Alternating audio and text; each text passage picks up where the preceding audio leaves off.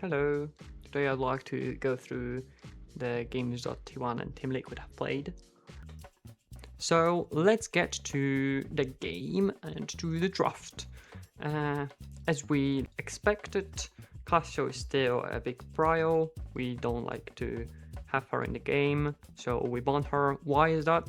Casio has very strong side lane and she's able to really go through the lane, and she's pretty much similar to Rise because she loves to play into a lot of melee ranges, but she has much better laning phase, and then she's very good on the side lane, and she scales well.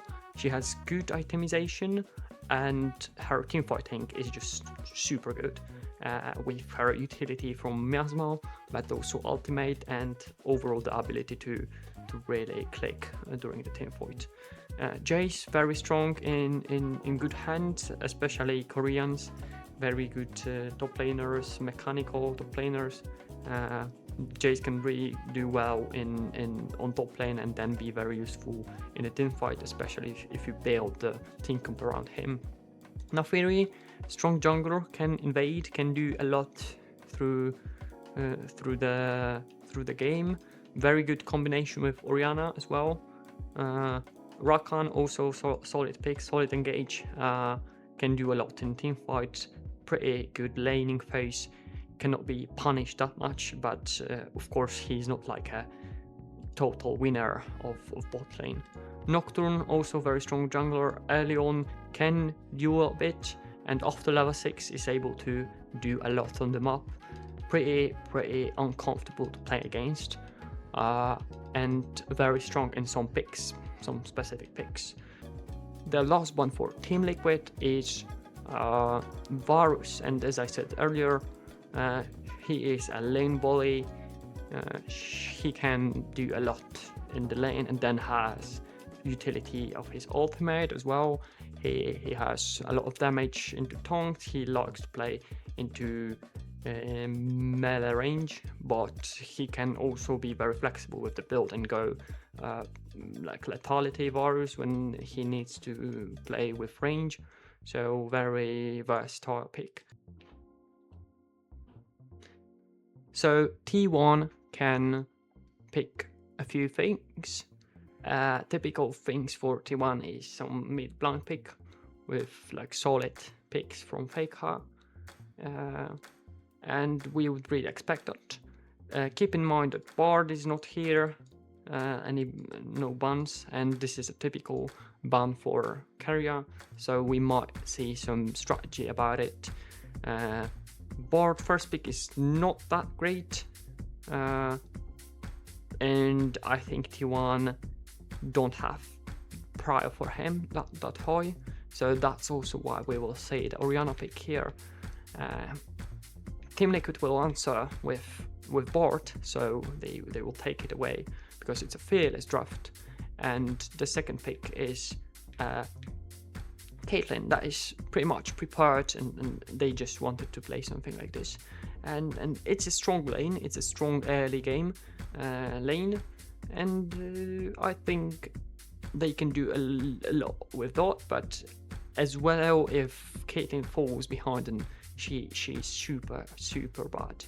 So I'm not sure if I'd like to put that much pressure on my team, especially when we are playing against best bot lane probably in the world, and the most like aggressive and like they punish every bot lane so much.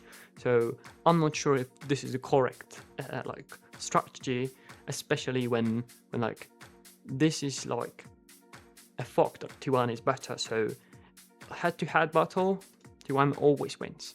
So I'm not sure about this, but this is their strategy. And here it comes the answer with Mel, which is very good. The early game might be very hard, but later on she will accelerate and do a lot of things. And here it comes another very good support, which is Camille, and yeah, she will be just useful. A typical answer to Orianna, which is Akali. The before level 6 it's pretty rough, but after level 6 you can all-in Orianna and do kill her or try to kill her and put a lot of pressure. And later on the side lane, Akali is much stronger if the champs are even. But we will expect from Orianna to build a vegan build and just be able to survive a lot, especially when you see the rest of the draft. Next, we've got reactive buns.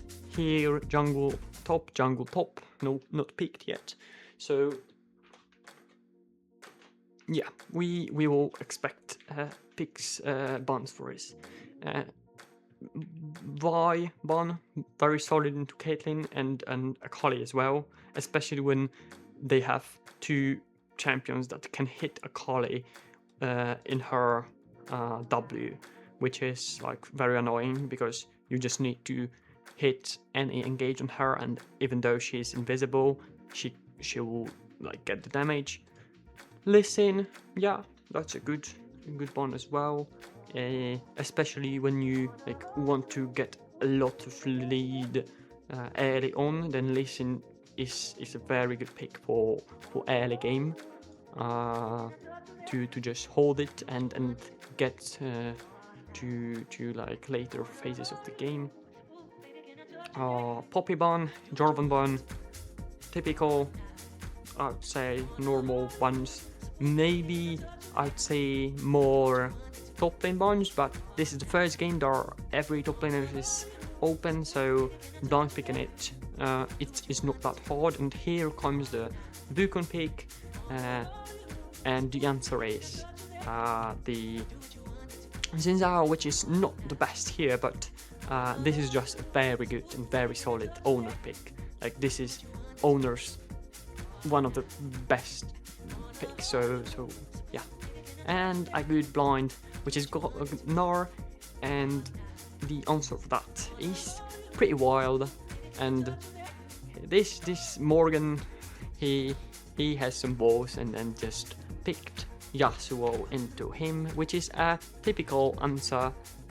Why? Because like it not only neutralizes the Gnar, but also puts a lot of pressure after level 6. Because the whole poke is pretty much over from Gnar, and he's not like squishy enough to do something about him. And another thing is that like when he throws his boomerang and you wind wall it, then it disappears and he's not able to collect it, so the cooldown is quite high. So we pretty much went through all the lanes. We expect bot lane to have prio, and Camille will fight for the vision as well as board, as you can even see the red ones. Top lane first level should be alright for Gnar, but later on he might have a lot of KO pressure on him, so he will need to be careful. We got some trades on the bot lane. I don't think it's very necessary. Like he used the red one, didn't get the ward, so it's pretty not good. And yeah, the trade wasn't pretty necessary, I think. And here comes a very special play, and you can see that here. The Wukong is coming into enemy's jungle, which is pretty good thing, because you would like to have the split of the map and you would like to just separate the bot lane from top lane. Of course, it has like this one disadvantage of this is that you have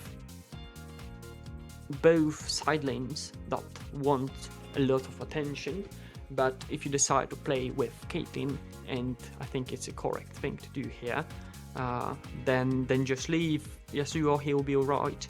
I don't think there is a potential for dive. Those picks are pretty weak. So like early on, I think that Caitlyn bot should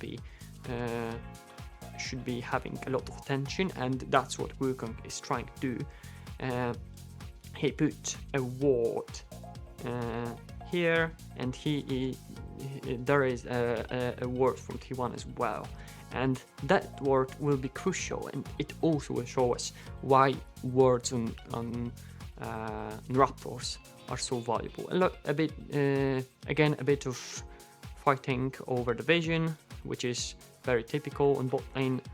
Who gets the bush is the king of the lane, and that's how it really works, because bush just give you the advantage of hitting them without getting like anything back at you, and also it disables the aggro from minions.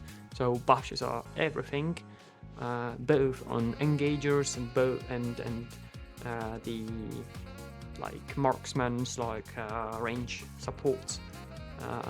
So yeah, fight for your bushes. And we look at jungle, because this is like very interesting. Remember that Xin Zhao doesn't know anything about Wukong. He only knows that Raptors are still there. So look at the jungle again. Xin Zhao has only this word as an information. And why is it so valuable? First of all, the most expected pathing from Wukong is to bot lane. So if he doesn't see his Raptors being done, then he might expect some random stuff from Wukong, either going top lane or doing some invades. And look what Owner will do. He has no real information, like he doesn't see him, but he, from the information he got from this ward, he chooses to go here, which is a very good play, because if he goes here, if he just goes on the ward, then Wukong is having a lot of information and a lot of time advantage, and he can really do a lot. He can just do Raptors and follow the Xin Zhao, so he's not able to really take any of his buffs. He can really fight him. So the play from Owner is very good, and like also look what Wukong has done here. He recalls, because the path from here to here is pretty similar, like here and here with home guard. So the timing is pretty the same, but first of all, he gets a long sword, which is something, and second of all, he has a choice, because if he now sees the Xin Zhao here, he can make a choice. He can either go here and go then here, or he can change the pathing, do something. He has a choice. So what happens here is there will be a little fight over the Raptors, maybe not a real fight, he'll just get the Raptor and go out. And then Owner will try to go on his blue buff, and there will be fight over it again. But here comes the thing that he has used the smite on Raptors, and Wukong has seen it, so he will have to give it, because Wukong might have the smite. And split of the map is pretty much over. And also look at the movement from Owner, because if he clicks tab, then he sees the count of his creep score, and that also means that this is live. He takes his Raptors, that's fine. They have the prior from bot lane, so they can really do something about the jungle, and this is also a thing to do with the prio. Caitlyn is up a bit of form. Mel is pretty much okay. Her goal is to survive the early game, survive the very big pressure from the enemy bot lane, and then do a lot of things with the team. Especially you'll see how strong Mel is, and she only needs 1 or 2 abilities to be to land, and it's enough to really kill. So here is a fight for Raptors as well.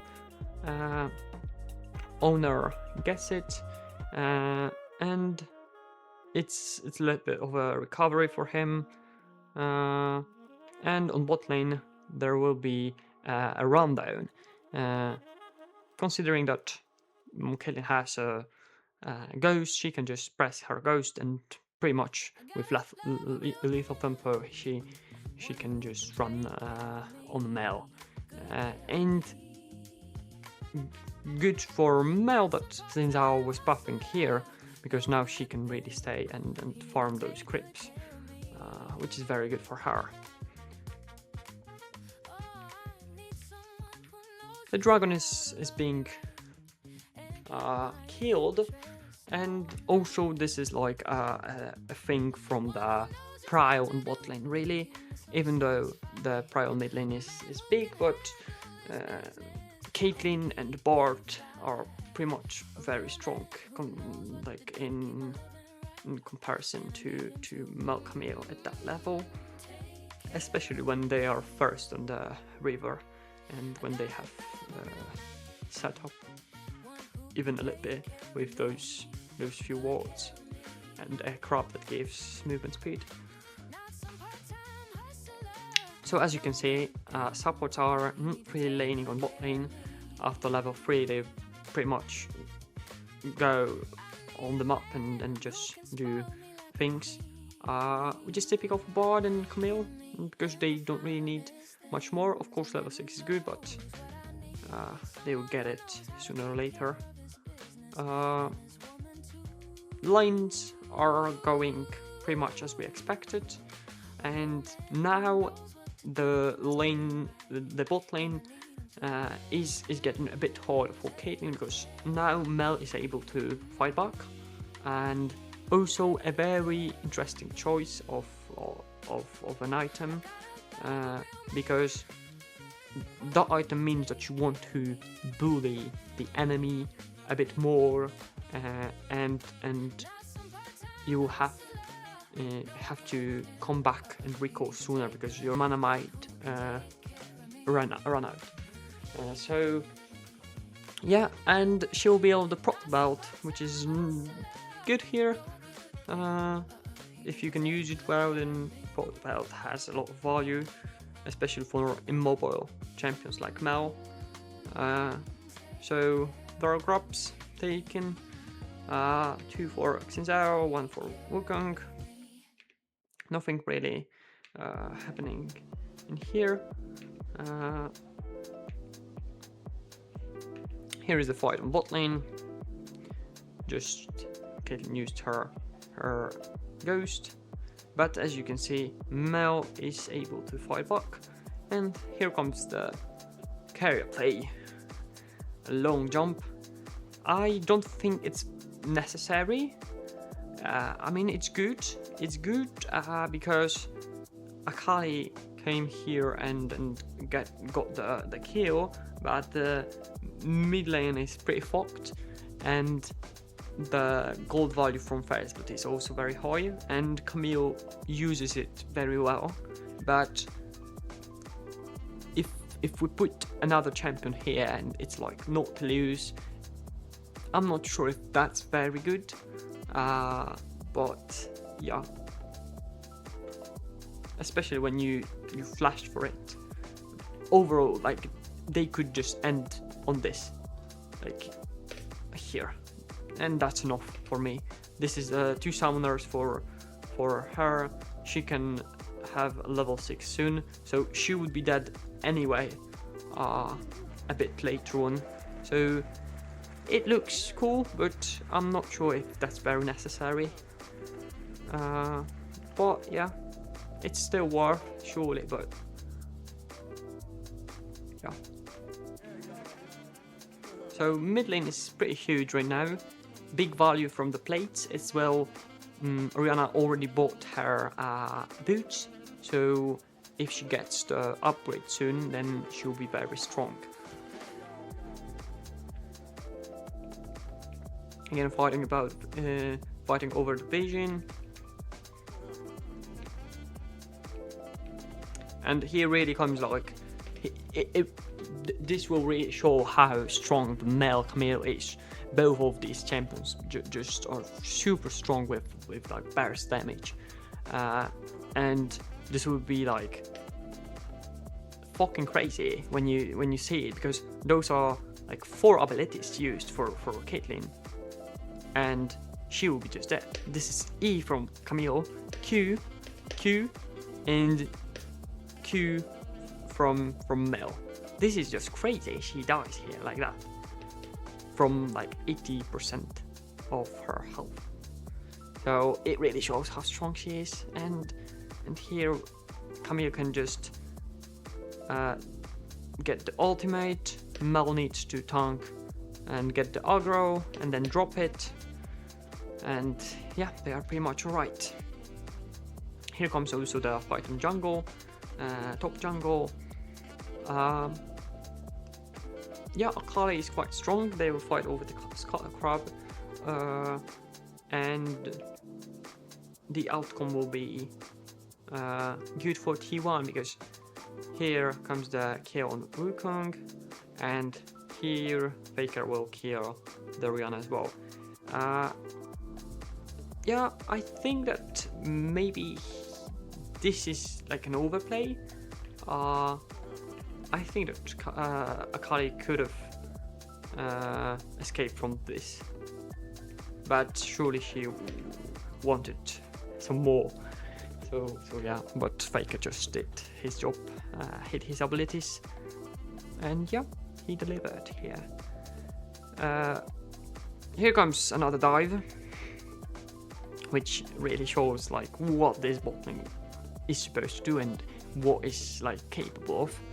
So another dive, and even though Camille is dead, still another wave will be crushed, and just the timer right now is pretty high, so it's always good to trade this support for AD carry, and it's something to also consider like in other matchups and in those kind of situations where the enemy support is just not there and is roaming a lot. So try to dive and then just if you can trade 1-for-1 and still good. Another wave will be pushed and it will be very good. Here comes a play on the Nor, but the rescue team is there. Camille died pretty fast, and here comes the int from Doran. Pace got knocked up during travel, and he managed to kill the Yasuo. And here also comes the good shockwave from Faker and a kill on Akali, which really opens the side lane here, and will be very hot for Team Liquid to do something about it. Faker will escape here, and even though he has bot tempo, he's gonna be alright. He even decides to not go bot lane but do a play on top lane, do a cross map, and they got the Herald as well. Here comes the kill, and even though the bot lane might fall, he's got a lot from this. One turret, but Herald will take another one like from the mid lane, and now top lane turret also will be very low, so they might do a lot with the Herald, and later on they have like three turrets that are super low, and they are just able to get the standing gold from them. So they have a lot of opportunities to oh, they even got the turret right now on top lane, so one turret from Herald will be good. Here comes a play which is pretty much random from Team Liquid, to be honest. This is a play over Raptors, and I'm not sure if they are that strong to do something like this. Especially that they know about Gnar on the bot lane, that he can just come here, and maybe that they misjudge the tempo of Xin Zhao, but he comes here and just yeah, Bart is dead from that. And here comes the Herald, and here comes the Drift, Dr. Drift. And just like that, they got 2 tier 1s, which is a lot of gold. And a lot of opening for the map, because now they can invade the jungle, take some comps as well. So it's not only gold from the turrets, but it's also a space to play, and they can as well push the sides even more, even further, which not only gives more time to play on the map, but also gives a lot of vision. And the mid vision is super important. When you can push the mid lane very far, then it's pretty easy to play on the map as well, because you see a lot of people, you see rotations, and you can also, like, no turret here also means that you can put wards down the lane, and you just see everything. And here was the pick on the Caitlyn, which was just E from Mel. Good vision play. Used the pocket of vision. Just killed her, one-shotted her. Here's some fighting, and overall, this is the place where a lot of teams troll, and be careful on those spots, because those are very narrow spaces. Also here, this one.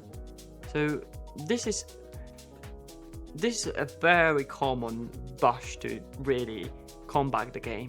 You just stuck people here, people face check it, you just go from there. Narrow space, no escape. Pretty easy to fight here, and that's why you need to be careful. Keria got caught, but here comes a very good engage. But the engage is like created by Zinzao by accident.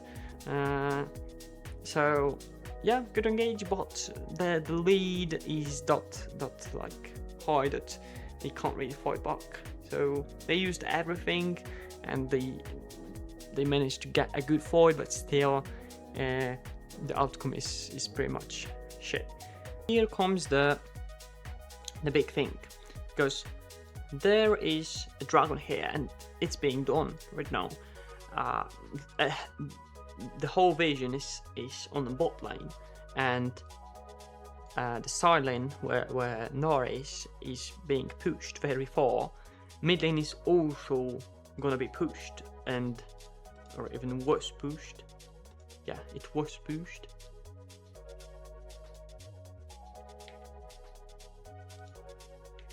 Or it will be. Mid lane is also pushed, as you can see. So pretty much the thing is that if none of the people are here, then they have to be somewhere.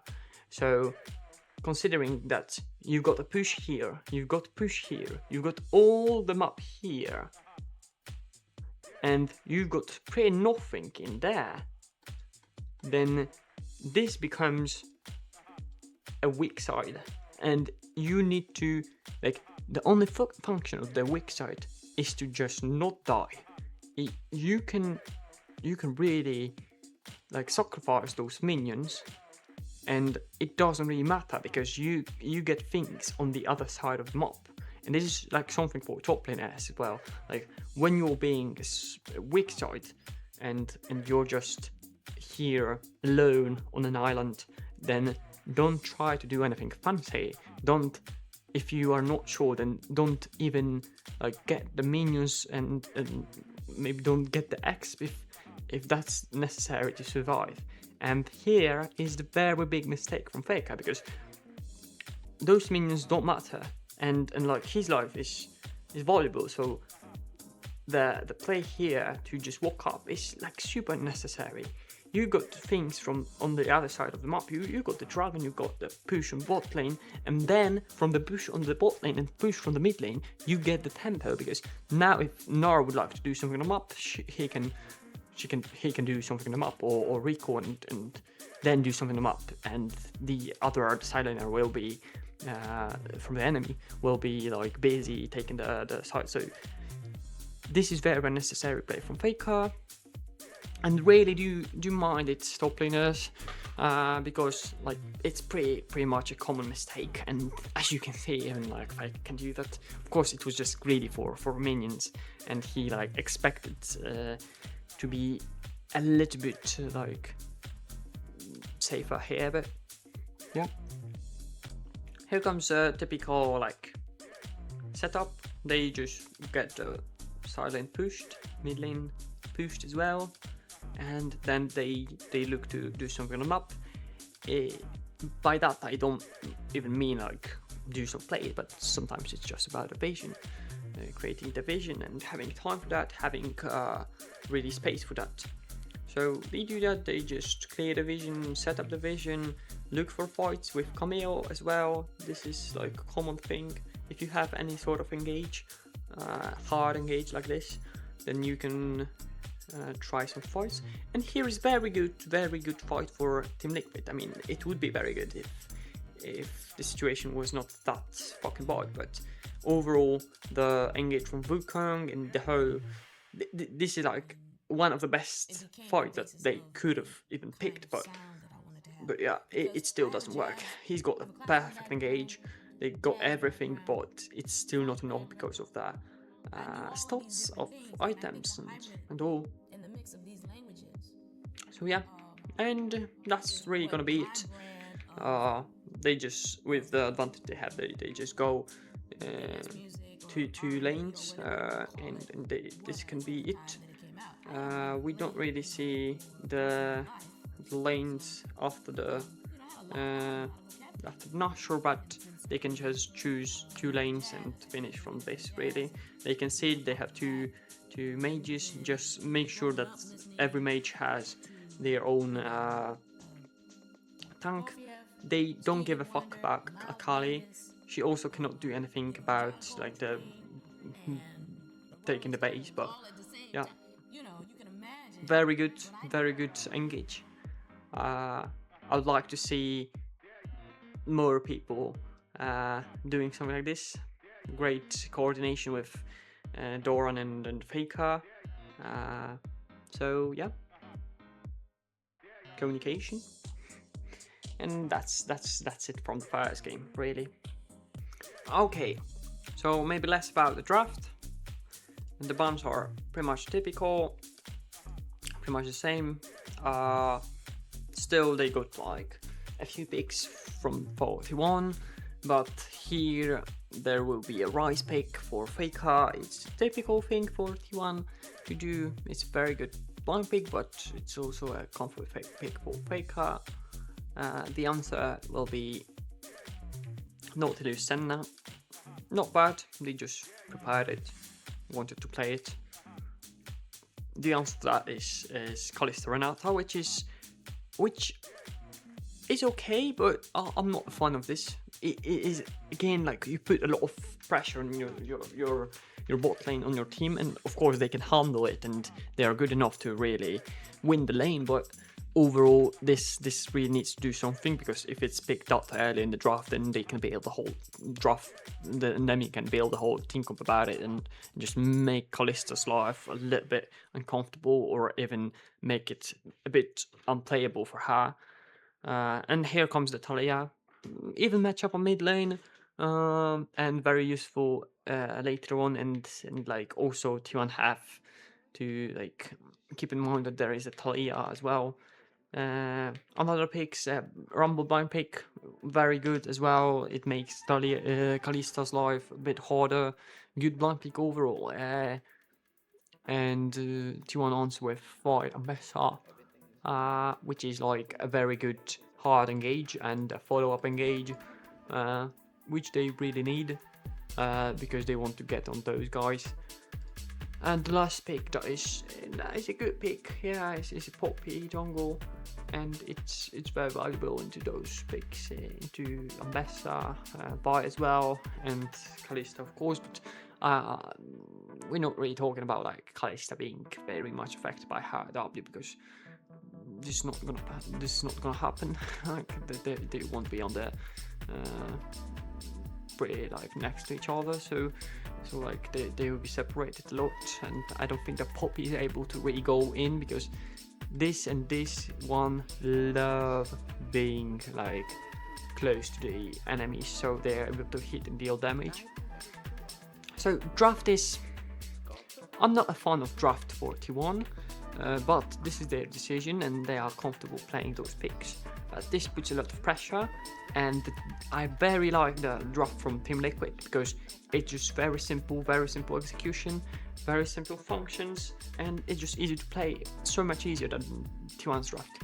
And we also see in the game that it is just so easy to play the fights. It's so much easier to like do something really.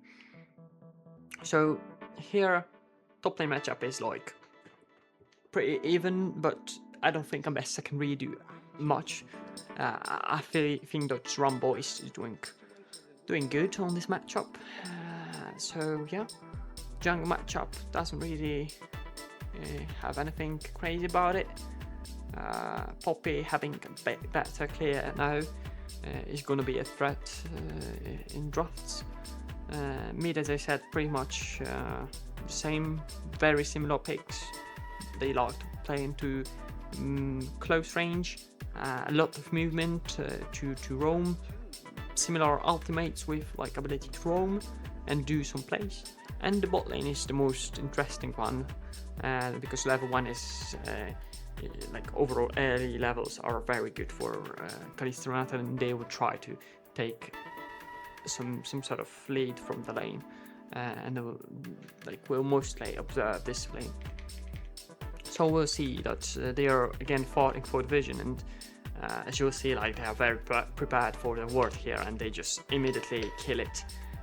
They even like focus the ward over the Nautilus like with one auto, and there will be another ward soon, and they will kill it as well.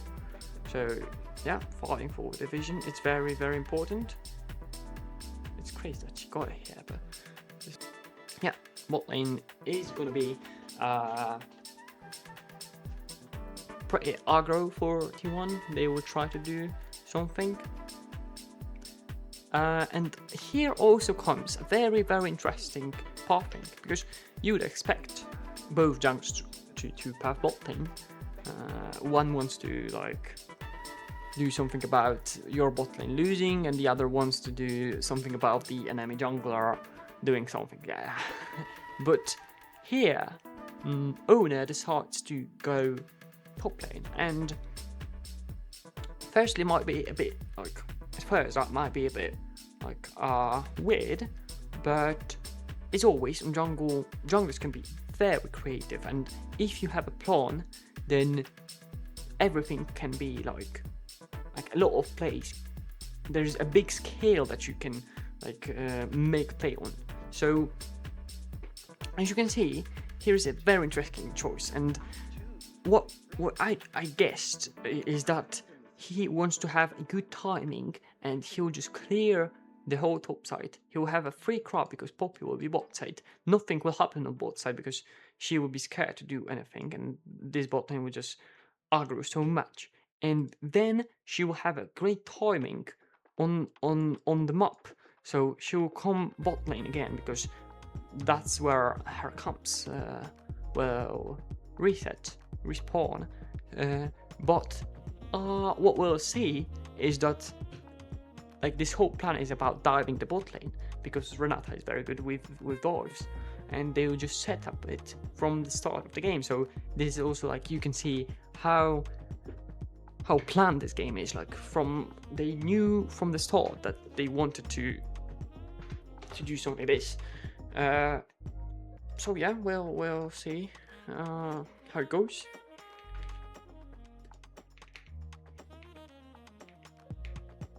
Also mid lane, here will be a little bit of a mistake from Faker. It will be a very like 2 clicks that are off, and this will cause him to lose his flash, because right now there is no real like need to go further, but he'll click forward, and he knows exactly the timings of Talia's W. So he knows that she has that W, and he should also know the timing of her level 4, that it's very soon. So now she'll get the level 4 after this melee minion, and he clicks forward to auto the minion, like this one. Here, he shouldn't be. She shouldn't be here, and he just presses her Yoast and runs down him. So it's a very big mistake from Faker, even though it's a very like little, like 2 clicks, but still he lost the flash and Ghost from this. So yeah, if enemy is good, he can punish those little 2 clicks. On bot lane, as you can see, a little bit of fighting. They want, keep in mind that they want to dive them, so they want to try deal as much damage as possible. They are putting a lot of pressure.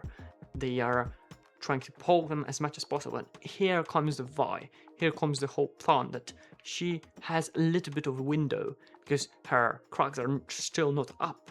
So the carrier will clear the vision, and Vi comes around and goes for the dive. And as you can see, they chunked them pretty well. They decide to go on Senna, and it will work. It will work. Of course, Renata can do something with her W, but with the current damage from turrets, it's not like so easy. And the dive went like this part of dive went pretty alright. It is worth to kill to have a first blood for Kalista and to just make Senna lose the whole wave.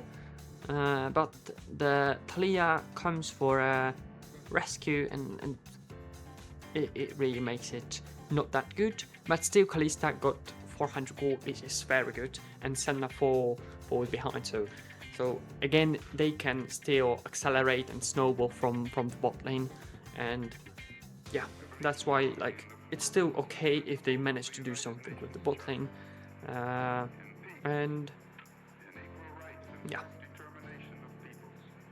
it's also, here is a very cool thing when you do something like this, and this is like also a cool thing is that on mid lane you can really like this play on bot lane is gonna affect mid lane as well.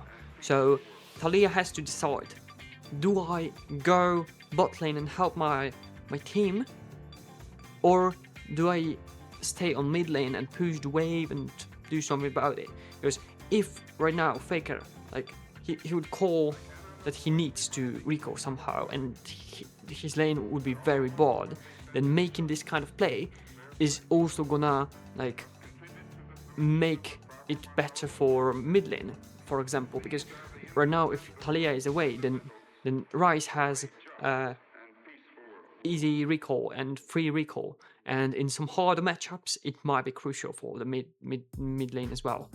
And like imagine a different scenario here when the Renata doesn't die, and like there is just a 1v1 after the mid lane will come, then it also gives a free recall for mid lane, and it can really save some matchups. Here comes a Drake setup, and they've got the prior from bot lane, and Ryze decides to drop the mid wave and do something about the Poppy that is taking the crop. They have not managed to do anything, and here comes a very bold play from carrier that just flashed over the wall and queued the Senna, and now Kalista is also running down the Nautilus, so there is going to be a double kill for Kalista. At the same time, Poppy with Thalia will kill the Vi, which is which is good because they want to take Dragon right now. And as well, on the other side of the map, here comes the solo kill from Morgan, which is very huge.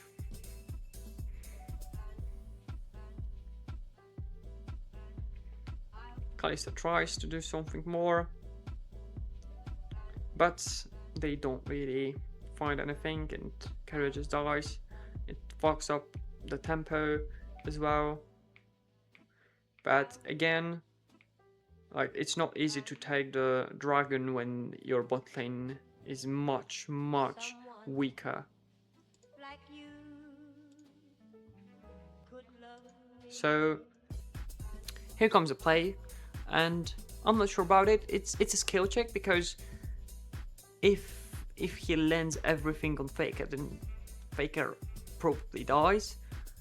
But at the same time, like, with Ghost for Faker, I think the percentage is just off for Quid, so I'm not sure about taking that fight and taking that skill check. But yeah, and I'm not even sure if he kills with this W, because Faker has got bone plating, so like WEQ does not that much damage. But maybe he kills. Yeah, maybe, but we don't know. Sure, we know that the percentage here is off, and the game is all about percentages, you know. Some more trades in bot lane. Here comes the grabs, and they are like in effect of having Prio on top lane for Team Liquid. Here is a pick with Vi and Rise Flash. I don't know if that's so big. It's 2 flashes for Talia's head. They can snowball from this. They can take a bit of jungle, but there is no objective. So I don't think that 2 flashes are good for this. Here comes the play from Faker on top lane. This is the power of Rise, and he uses it very well. Kill for Ambassador, but he managed to drop an ultimate, so it's not gonna be as bad for him. And here comes the bot lane play. They managed to kill the Nautilus.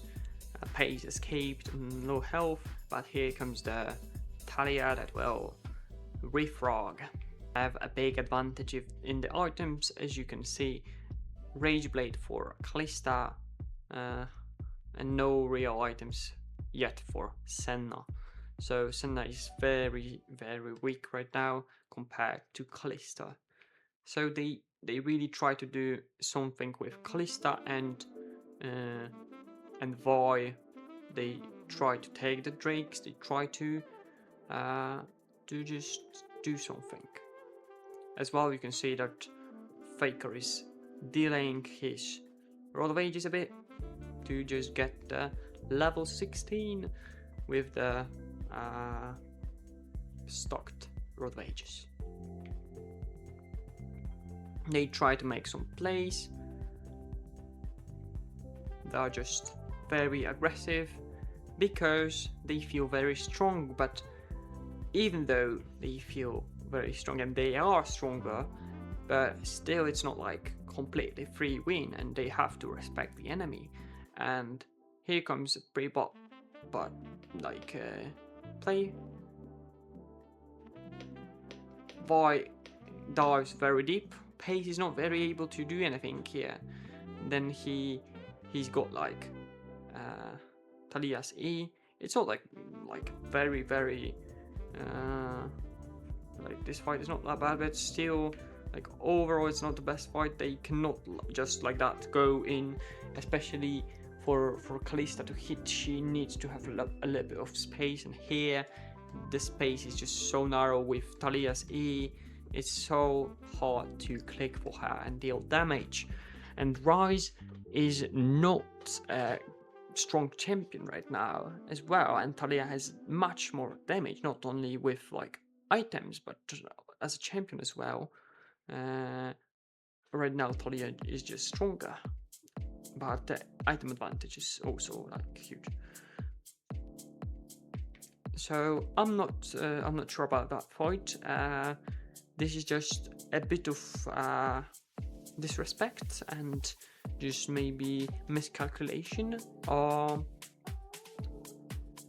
Yeah, this is something that's, even though like if you feel in the game that you're very strong, still like enemies can have better setup, better execution, and they can still win. So always be careful of that, because like even though your Kalista might be very strong, but if she's not able to kick because the circumstances are like this, then he just can't do anything. And her lead is nothing. Lane assignment here is a bit different. Bot lane is like AD carries went on mid lane. Supports are now creating more vision around the map. And the next objective is Herald, so they just swapped the mid laners to top lane, so they're closer here, especially when the top laners are having TPs. Morgan not yet, but still. So the map just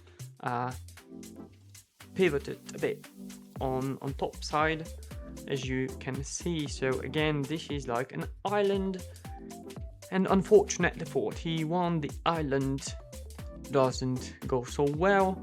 It's just a mechanical thing here. Very good sidestep or missed spell from missed Q from Thoran, and he lands an E here and just decides to flash in, and he kills the ambassador. It really is not cool for, like, it doesn't, because he doesn't have TP, it doesn't change like what is gonna happen on the top side and on the map, but it's a snowball for top lane, because he won't join and he'll just sit on the bot lane and like we'll just get more and more money, more and more gold and exp. So yeah, this is getting a bit hard for T1, because the side lanes are not really doing anything. And like with the time, Kalista really is getting, like, maybe not weaker, but it's just so hard to play for her. So just they still try to make some plays with Kalista, because she is strong, but they have to be careful. And their mid advantage is huge, the gold advantage on mid. Here comes the engage, which is like pretty big, here comes the fight. There is a flank from T1, but the engage is going in, but there is no one to really follow up and do something about it. So he's very deep. He just dies here. Fake got knocked out with Poppy's ultimate. Paige is not really able to do anything. He has no flash. He just dies here, and this is over. The fight, like, the fight is over, and like Herald is for Team Liquid, and this game starts to look very scary. And as I was talking in the like draft, that this is very easy to play for Team Liquid. They just make some picks with not to lose. They play the fight very easily, because they don't have much pressure on them, because it's the T1 that needs to do something. They need to find a good angle, they need to find a good space to fight, they need to like pick a good occasion, and Team Liquid just can take a lot more of the like occasions chances, because they just feel very comfortable with the team fighting. And Kalista can't really do anything about the Rumble, not to lose ult, and Talia's E as well. Not even mentioning Poppy, that can also be a threat for her. So here also comes the Magi from Talia, and with 10 stocks, Magi is very solid item. and especially when like you can play well and you can play very safe, there is no threat for you, the Magi is very good item, and it has a big like gold value. But what happens here is gonna be a bit funny, as you will see.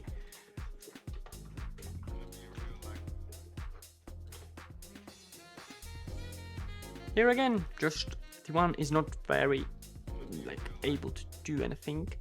The champions are just like so much harder to do like something in the fight, and Team Liquid is just very comfortable on their champions.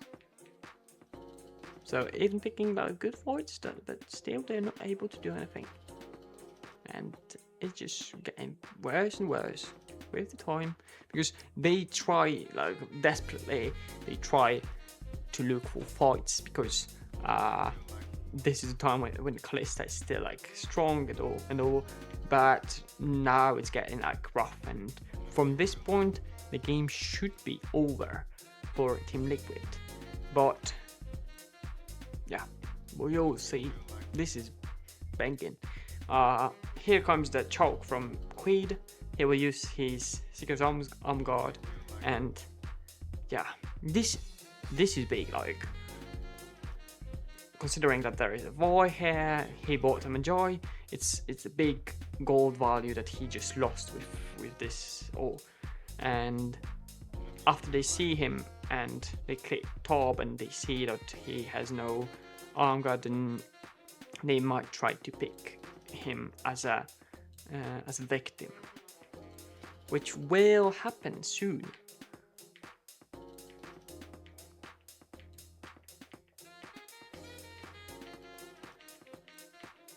And here comes the pick. Here comes the pick on Talia. The value of the Magi's goes low. He decides to sell the Magi, buy the Zonios, and just play a bit safer. They still have advantage, and they should be able to close the game with a good team fight. Like T1 right now, like they know that they either have to play with Rise, and him being super strong, he'll soon have level 16. This is big spike. He'll buy his third item, and this is the time, and this is the champ that will win them. If they can win the game from Rise, and they need to play with him. And T1 has to look for something, because the game is pretty rough for them, and what they will do is pretty like classic thing for T1, and they will try to look for Baron rush. And as you can see, their team comp is pretty much made for this, because not only you've got Kalista that is super good for flips, but you've got Rise that has a lot and like has constant damage on the Nashor, and there is also Renata that is very like cheating the damage, because like as a support you've got like another source of damage for the Nashor, and T1 will really try to do something about it. And you can see they are setting up the Nashor, they are clearing the vision, and they do it like multiple times. They just try to get the best vision here, and now here comes the problem, because Nautilus has no wards and they can see it, and here comes the dragon, and they are really looking for it. They are thinking about it now, but CoreJJ will still check them one more time. He will put his last pink ward. They also, I believe that they used the blue orb, yeah, here. So they have no real vision, so they try to rush the Nashor. Very sneaky Nashor, especially when you see, like here, it's like, it's not that, like, they still see them here. So they're like, okay, maybe they're not doing this yet.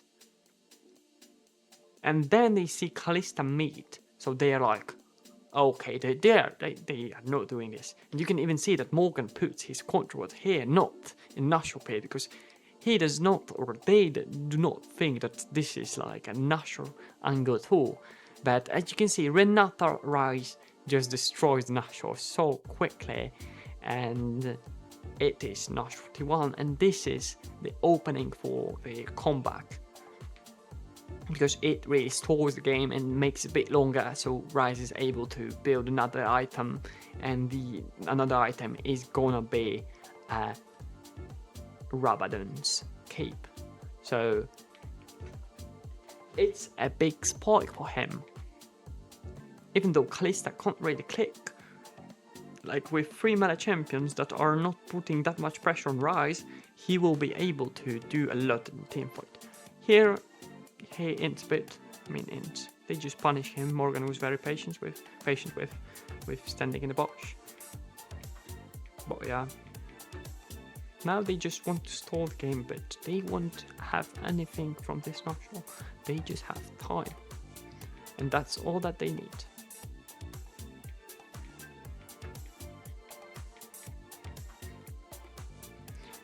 There is a dragon coming up soon, and this is something to care about. They push the sides very deep. They will do it one more time. They want their sides to be so deep, so someone needs to show up on them. They can then try to make some pick with Vi or Ambessa, or Rise joining from bot lane. They will just have more openings. Again, side pushed, and they can really look for something. And this fight from T1 will be very good mechanically. Here is the thing, like playing against Poppy, you always have to think during the team fight that you need to either block it, dodge it, or cancel it. And in that team fight, like, it was very lucky because he cancelled his ult like without any effort. But on another team fight, he will block it. Here comes a very good disruptor. This is like a good, like, this is something like Zeta ult or Jin ult, because this is very distracting for people, and they have to really respect it. So if there is a Jin's ult, then they have to position themselves in certain direction. If there is a Rise ult here, then Buckley needs to like respect it, and they will position themselves so they are not very vulnerable for like to this Rise ult. So very good disruptor. He also baits that he is gonna TP with that, but at the last moment he recalls. So here comes the flip, and of course owner is gonna win this. And also big play from Keria. You might think, oh, he's dead, he ain't. No, this is the play from Keria. Won the team fight. He knows what he needs to do, like what is his function, and when he sees that enemy champions are engaging, then what he is doing is separating the front line from back line, and then the front line is left here, and they don't have enough damage to kill those guys, so they are left over here, and they are just left for dead. And this is something to do with other abilities. If you have some abilities like Ornn's ult or Malphite's ult, it's not really about sometimes it's not really about engaging on them. It's about just isolating them from other part of the team fight, because if they do not have connection to their front line, they are not really able to make damage. And this is also another thing, is that if they're not hitting, then they're not putting any pressure, so those ones can hit as much as they want to. So this is very big 41, very big 41, very big, huge play from Keria, and this is like something that at first a lot of people won't see it, but this is the play that won the team fight, because now they all have used their abilities, and this guy is almost dead. This guy is almost dead. He clicked his Zonias. He's also like chunked a bit, and they join right now. The team fight for those guys start right now when it's almost over here, and all of this because of Keria's sacrifice. And also like the Senna ended bit, like those clicks were just off. Like, where is she? Frontline fucking what? So yeah, she ended as well, but overall like the fight was very good from T1, and they couldn't like do, like the Keria couldn't do anything more than that. Like, this was beautiful. They will look for something like this again, and the map right now switches to top lane because there is a next objective here.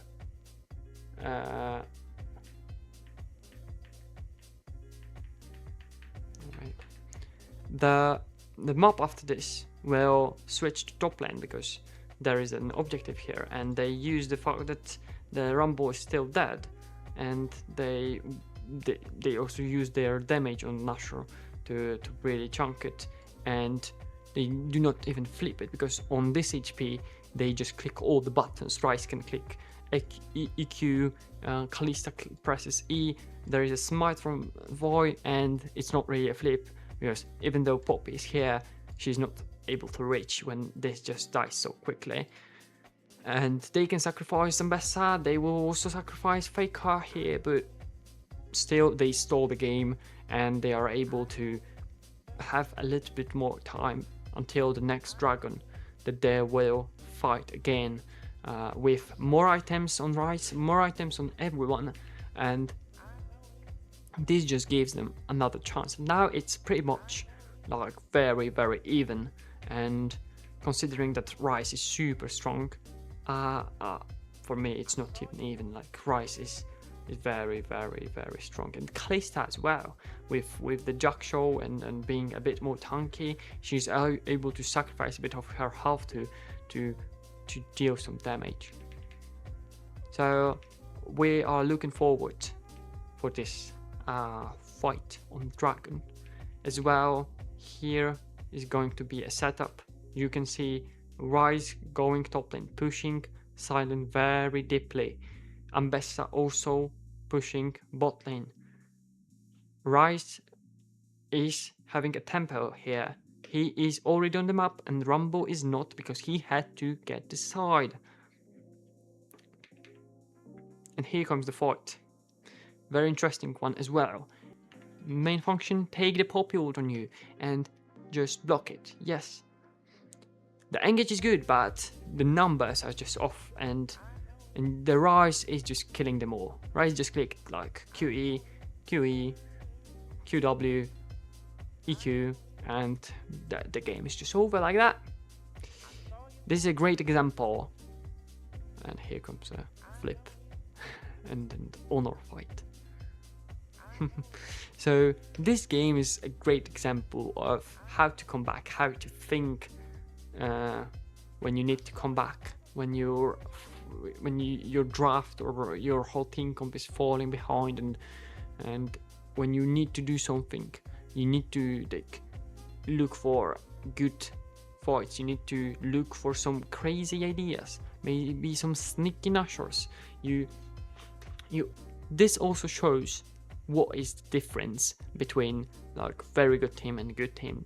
They can win the game from like being very far behind. So again, T1, not a clean game, but they managed to win with the comeback, with the Nashor rush, and some good fights later on. This is a big difference between like Eastern and Western teams. China and LCK is like very good in team fights. They know what to do. They look for the patterns. They look for the things that they need to tank, do. They can sacrifice themselves to win the team fight. And here they knew that the main thing is Poppy ult. All other things are not very important. We need to get good team fight where those guys can hit. This ult is blocked, and maybe do something like crazy about enemy buckling so they are not able to hit. And here comes a small carrier that just wins the game. Okay, let's go through the draft very briefly. The bonds are pretty much the same. There are more champions that are not possible to pick because of the fearless. So Jace Cassiopeia, Karma as well. Here comes a few things that are not typical, maybe Yone and Yorick. And here comes the listen first pick for Owner. He is a great listen player, so they just first pick it. There are a lot of champions that are off. There is no Wukong, no Poppy, no Vi, no Nautilus. So he is much better without those champions. Overall, he's strong. And Owner, as a listen player, he is just phenomenal. The answer is Nico and Nocturne. Nocturne, a very typical answer for listen. It doesn't make it like super unplayable for him, but again, he's got his W. He can fight him even early on, and after level 6 he's very useful in like on the map. So typical counter, typical answer for listen. Nico is just something that they prepared. The answer is Renekton and Annie, which maybe again, fucking hell. So this is a very good combination. Listen likes to have a strong mid laner with a lot of damage that is able to duel with him in the jungle to pick some 2v2s, and Annie is very good with that as well. LB as well, Lissandra, they are all very solid picks with listen. Renekton here, solid blind pick. A lot of top laners are off, so he can just slum him and be alright. The last answer in the first phase is Galio, and it is a good combination with Nocturne. He can do alright into any, so this is not a bad thing. Reactive bans, nothing fancy here. Here comes the Varus pick. The answer is Zeri and Yumi. They just say, okay, we'll be alright on the lane, but you have to pick, or you will pick another melee top lane, another pick that is melee range. So Zeri likes to play into those, and she will be just fine by sacrificing a bit of her lane. They pick the Zahin. That is a pretty solid pick into Renekton, and that's how we start the game 3. Again, first level, pretty rough for Zeri Yumi, but nothing crazy here. They just fight for the vision as well. Zeri got chunked a bit, but she can fight a bit back. They used to heal, that's fine. Here comes a very weird play, because I don't think the Nocturne has to do something like this, has to be so aggressive. And I don't also think that he like wins so bad versus Listen on level 1. On level 3, yes, but look what happens in mid lane, and no one gets level 2, and this gets pretty rough and just awful for Team Liquid. But I'll really question the first idea of, I mean, this is a flip, but also consider the percentage game. You have fucking lost 5 smites in the series. So on the third game you just decide to make another one. And this is 2 kills for T1. Great situation for them. Listen is super happy about this. He will take his Raptors as well. and he's very happy. He'll clear the jungle and be very right. Top lane matchup should be pretty even. Mid lane matchup should be pretty even. Nothing fancy here. Bot lane matchup, as I said earlier, is just you survive it and then you are useful in the fights. Good trades on the mid lane. Good recall. Nothing fancy. They try to do something on bot lane, but with all summoners it's pretty hard to do anything. They use their summoners, and with that tempo play they have the dragon from this.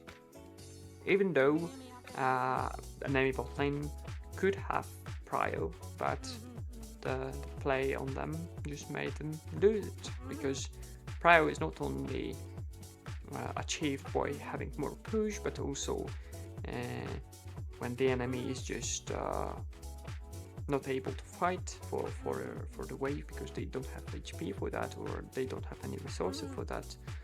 And here is a timing for level 6 for AD carries, and Varus just kills Zeri. It also shows how strong this champion is.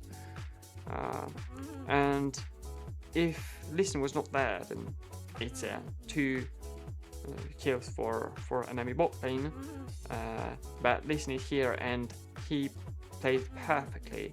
He lands the Q here. If this one doesn't land, then it's 3-0 actually. That's crazy. Like, crazy things that those mechanical things can change the game that much.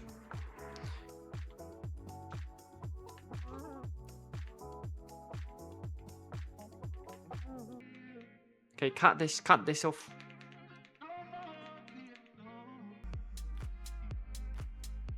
They get the grabs from the swap. They lose a bit of things on the bot lane, the waves and turret, but the grabs will give it back a bit later on, and they will try to make a play on top lane here.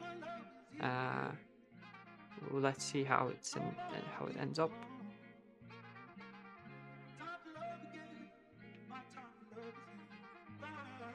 Doesn't really do anything. So again, this is a percentage game. They decided to flip a bit and then just make the bot lane, the Varus, a bit stronger. But if they could do something here, and if they kill him, the outcome could be different, and Zeri would be much better now. But this whole sequence was not great for them. They got the grab still, but I didn't think that Varus is very strong right now, and now he'll be a big threat. Not only like in fights, but also for laning versus him. He's gonna be a very annoying person.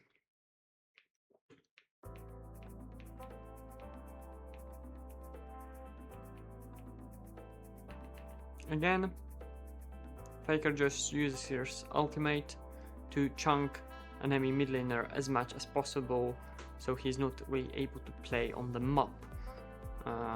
And the T-burst will come back, but his HP won't be back like that. He needs to recall for that, so it just gives a little bit of space for his team, and also it gives him a good recall in many scenarios. Right now here came the Varus for the swap, but it also puts Galio on bottom, which is not great for him. Here comes the dragon fight. A flip, but not really. Listen, Q is quite enough to really secure the dragon, but yeah, still.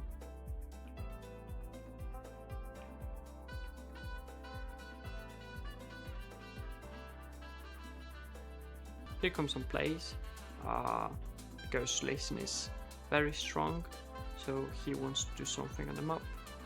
Also a play on Faker. He's able to escape with his flash.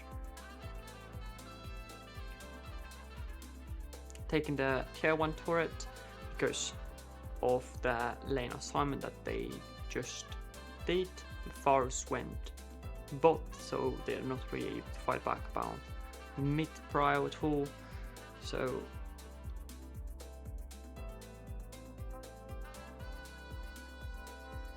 they get a lot of this turret with the grubs, and they will focus on the tier 1s and especially tier 1 on mid lane to really do something about it and get the gold from this. They get the Herald.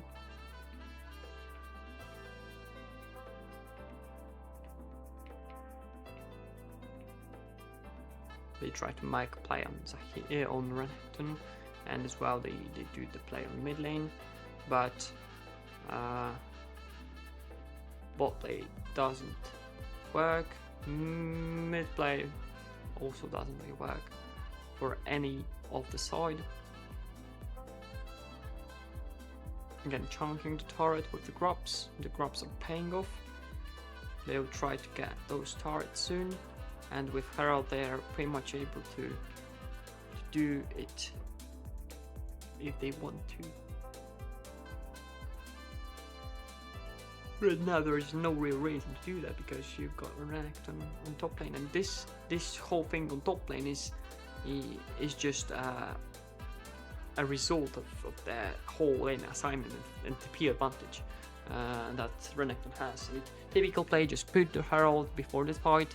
Also Lee Sin needs the wards as well, but put the Herald and now start the fighting. And even if you look at them up, even if you lose the fight and on mid lane and top lane there won't be anything possible to get. Maybe on bot lane the tier 2, but overall, like, if you secure the prio here and on sides after the team fight, even if you lost, it's not that bad for you. And if you win the fight, then you're able to really push far and far and get the advantage from this. The flip, owner of course gets it. Good Nico's ult, good engage, good engage, good engage. Very good team fight from Team Liquid. No objectives here, and as you can see, no real play on the mid lane because it's pushed, no real play on top lane because it's pushed, so the only thing you can do is to go bot lane, and that's the value of pushed silence. You can see it right there. Set up your team fight. It's not always it's possible to set up this. Not always you have the tempo, and sometimes it's good to like sacrifice it so you're on the real fight. And if you're a front lane and your team needs to have a pace checker to create some vision and just to go on the river, then it's better to go there. And so here the only objective right now is the natural, but also there is a bot tier 1, and when this is like the state of the mob, when like everything is pushed here and there is a sudden like one very separated thing, then it's very easy to take it. So if it's a standing gold, then it's very useful to play for the tier 1 that is left alone here. Of course you do not put everything in there, you still care for your silence, but you create the play from the mid wave and you just get the prio mid lane, you get the prio bot lane here and set up the vision, and you can just siege it, and in most cases they will have to leave it.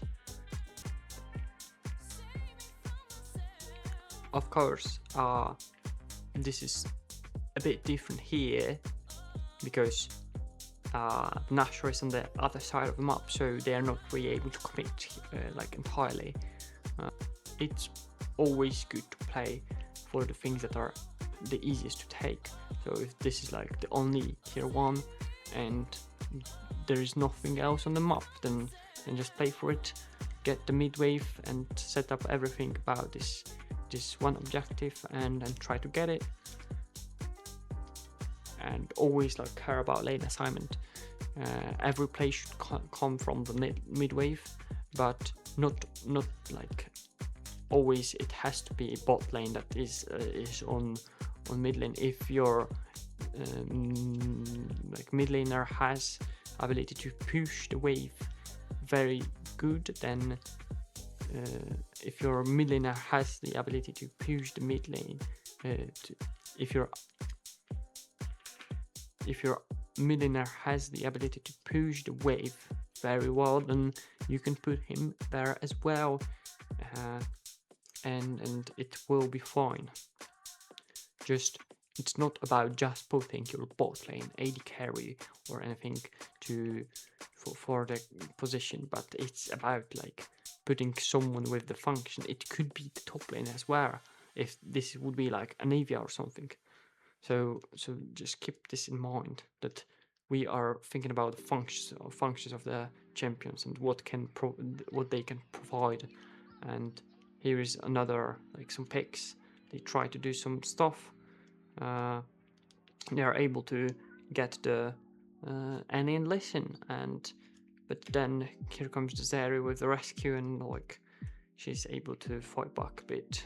She even flashed here, which is a bit wild, but she got a kill, and from this they can do the dragon pretty easily. So I'm not a fan of flashes like that, but this flash just gave the dragon for them, and this is so, and yeah, that's good. Good engage from the Nico. Dahin is able to kill the Zeri. Both teams have TPs on their mid laners, so the fight really is continuing.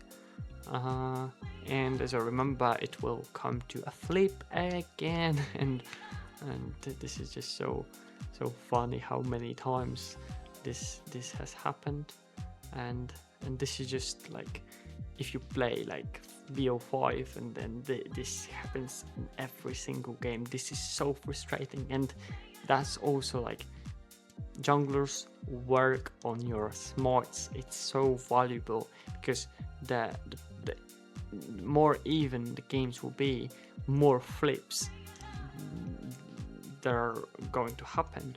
So this will be very needed from you to smite well.